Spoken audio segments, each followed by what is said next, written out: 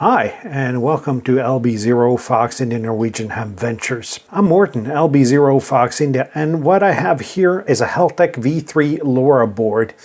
Nothing special about it. This is just an illustration because this affects, I'm going to say, every LoRa board. And that's that these radios are pretty much wide open. There's no particular filtering on these boards, which makes them sustainable to actually not receive as well due to receiver overload, or front end overload more correctly. So I do have a solution here. This is a cheap bandpass filter from AliExpress. And what we're going to do, we're going to put this filter on the Nano VNA here and see how good it is. It's a filter for 433 megahertz. And let me just open this up so we can actually take a look at what it looks like on the inside here. And because this screws open, you can get these for a lot of different bands. I'm going to leave a link down in the description for these. I don't know electronics too well to say what's going on here, but at least it says BPF here on the PCB here.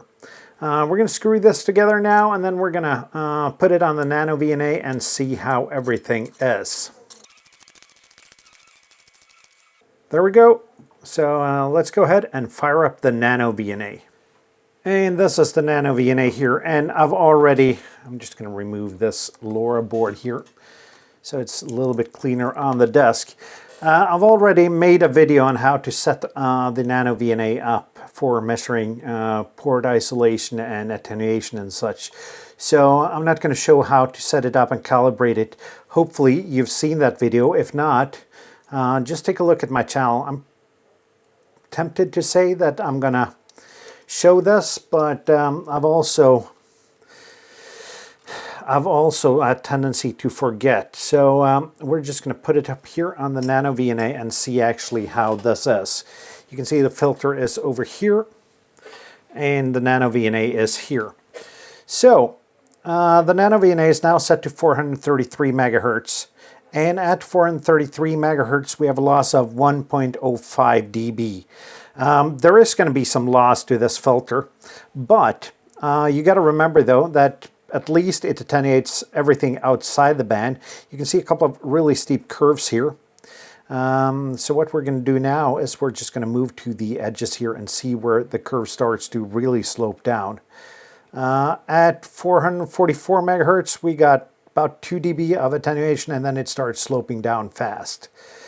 On the other side, it really starts cutting off at 423 megahertz. And you can see it cuts off really fast here. So it's a sharp curve. We talked about this with the other bandpass filter we had a look at. That the sharper the curve, the narrower the point with no attenuation is good for a bandpass filter. So this pretty much lets through the relevant traffic for LoRa APRS. A bit of attenuation, but it still keeps the front end of the LoRa board here from getting overloaded. This is an easy way of simply making sure that your LoRa board is as efficient as possible. On my digipeater, I do have a filter. It's not one of these filters. It's a filter made by another ham that I got as a gift. But this is supposed to go on my next digipeater build.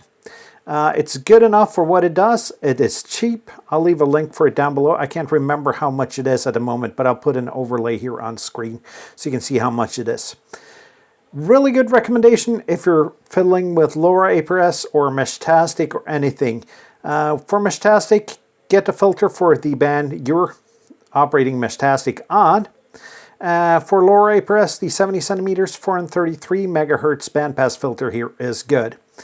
So my tip of the day for this Christmas is get a bandpass filter for your LoRa boards. I want to wish you all a Merry Christmas. I'm recording this on Christmas Day. And a Happy New Year. And hope to see you in the new year. So I guess that's it for now. I'll see you down the bands. I'll see you in my next video.